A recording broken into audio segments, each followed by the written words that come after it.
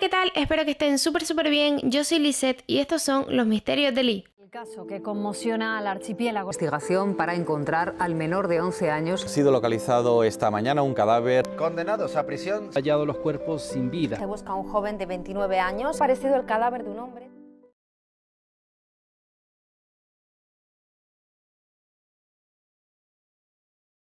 El día de hoy vamos a hablar sobre el caso de Laia. Los padres de Laia tuvieron un hijo biológico, pero ellos siempre quisieron adoptar, entonces deciden irse a China y adoptar a una niña. Así es como adoptan a Laia cuando tan solo tenía 14 meses y vivía en una casa de acogida. Laia era una niña muy querida, fue creciendo y se fue convirtiendo en una niña muy responsable y alegre, pero tenía mucho miedo a la oscuridad y mucho miedo a las personas que ella no conocía. Para el momento de los hechos, Laia tan solo tenía 13 años. Y así llegamos hasta el día de los hechos. Era un día normal y corriente. Laia va al colegio y su padre no alcanza en tiempo para ir a buscarla, por lo que llama a los abuelos de Laia y le pide si por favor pueden ir ellos a buscarla. Esto es así, ellos van, la recogen y Laia pasa en casa de su abuela desde las 5 de la tarde más o menos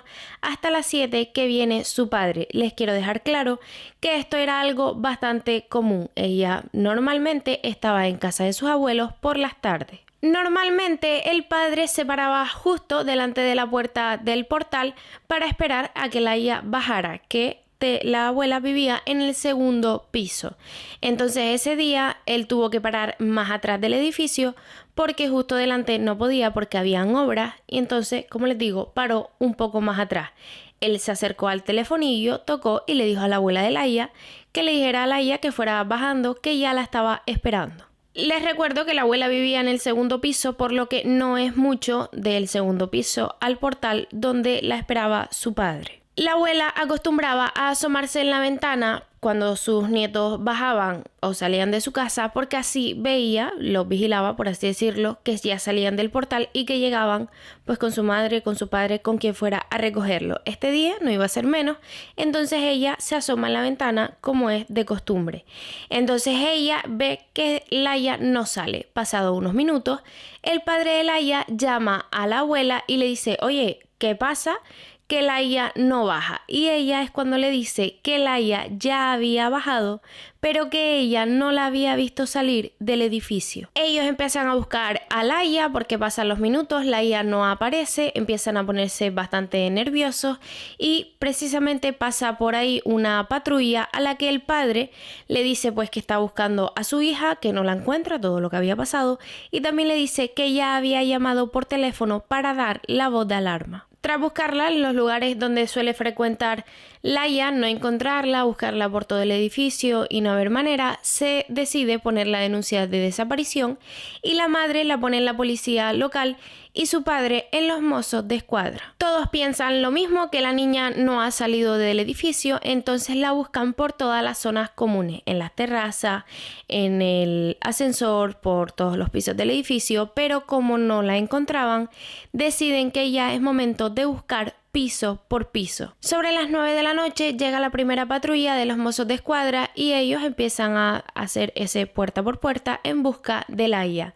En el primer piso ellos tocan a la puerta de un vecino y este abre en toalla, estaba así como mojado, como que se estaba secando y era evidente que esta persona se estaba duchando. Este hombre le dice a los mozos que él acababa de llegar, que estaba haciendo deporte y que estaba duchándose, por lo que él no es sospechoso. En la búsqueda colaboran muchísimos familiares, amigos, obviamente la policía.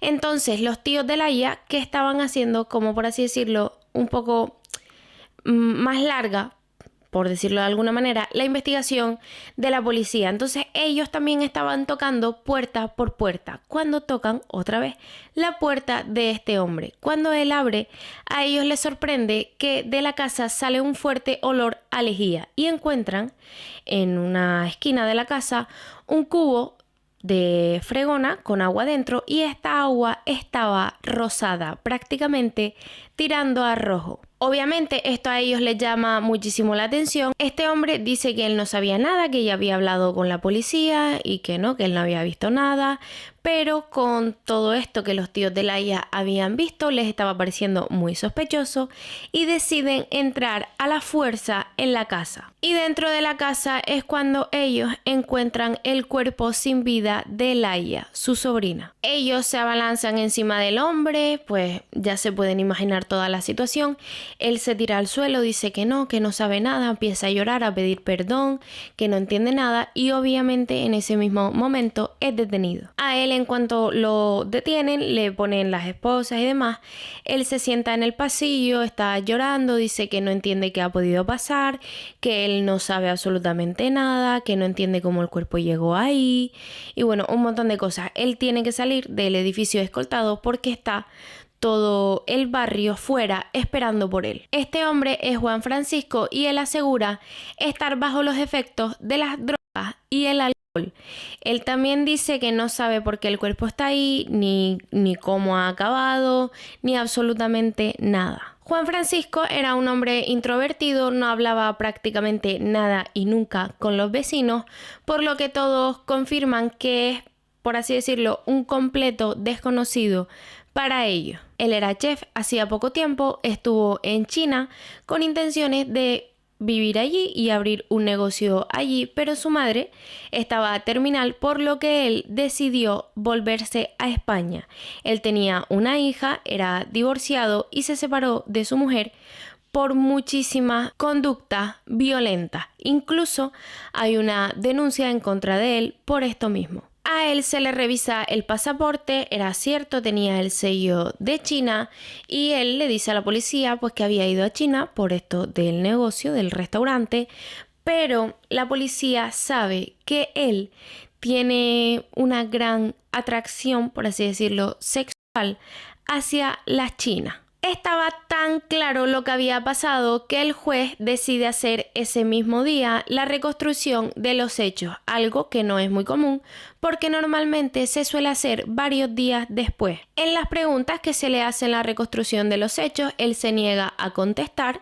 Él cuenta cómo interrumpe el paso de Laia, porque como sabemos ella había salido del segundo piso de la casa de su abuela hacia el portal donde estaba su padre, entonces pasó por el primer piso y él cuenta cómo la paró, cómo la entró en la casa y la metió en una habitación oscura. Toda la casa estaba llena de sangre, por lo que él limpió todo el suelo con lejía, se duchó, se cambió de ropa con intenciones de no dejar rastro de ADN. Con lo cual esto significa que él estaba actuando de manera racional. En la inspección ocular se encuentran muchísimas pruebas, pero él aún así no confiesa, dice que él no tiene nada que ver y también se investiga un portátil de él donde se encuentra que él hace búsquedas de hacía ya más de un año de pornografía infantil. Se sabe que incluso ese mismo día a las 9:30 de la mañana ya estaba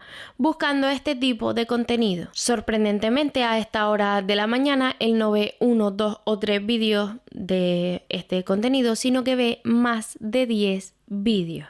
A las 5 de la tarde él sale de su casa, va a un bar que está bastante cerca, se le puede ver por las cámaras de seguridad y ahí en el bar está hasta las 5:30 de la tarde. Él en su declaración dice haber tomado muchísimas drogas y muchísimo alcohol, pero en las cámaras de seguridad del bar se le ve completamente normal. Era cierto que había consumido muchísima cocaína ese día, pero él era consumidor habitual de esta droga, por lo que no afecta de la misma manera a que si, por ejemplo, hubiera sido la primera vez que se la hubiera tomado. Tras un tiempo en el calabozo, Juan Francisco dice recordar qué era lo que había pasado. Él cuenta que por tanto consumo de drogas, él tiene problemas mentales y tiene una obsesión que es que siempre piensa que la gente está entrando en su casa y que se está llevando las cosas. Él cuenta que ese día él llegó a su casa, que había entrado al baño y que había escuchado un ruido.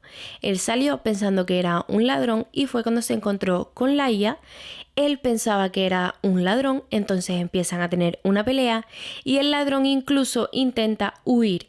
Él dice que estaba drogado y la fiscal le pregunta que si es que acaso él no se dio cuenta de la pequeña estatura del ladrón. Como ya sabemos, Laia fue adoptada cuando era bebé, nada más que tenía 14 meses, y ella provenía de una pequeña región de China, que precisamente en este viaje a China que hizo Juan Francisco, él había estado muy cerca de esta región. Si recuerdan, como les dije al principio, Laia tenía muchísimo miedo a las personas que no conocía y ella no conocía a Juan Francisco, por lo que se descarta la opción de que ella hubiera entrado a su casa. El juicio fue súper mediático, la sala estaba completamente llena.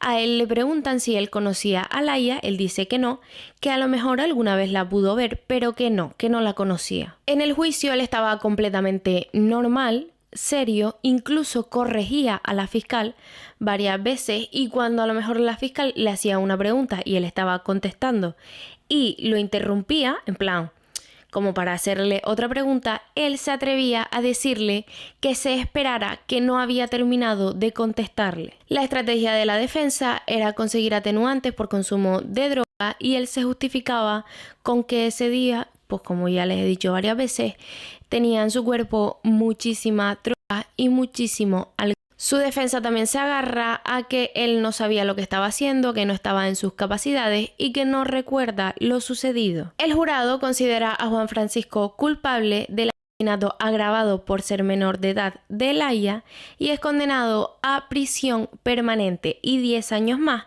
de prisión por agresión sexual. Y bueno, hasta aquí el vídeo de hoy, espero que les haya gustado o que al menos les haya entretenido, porque como ya sabemos, en este canal no hablamos de cosas bonitas y mucho menos que terminen bien. Déjame un like si así lo quieres y suscríbete porque se vienen vídeos súper interesantes. Un besito.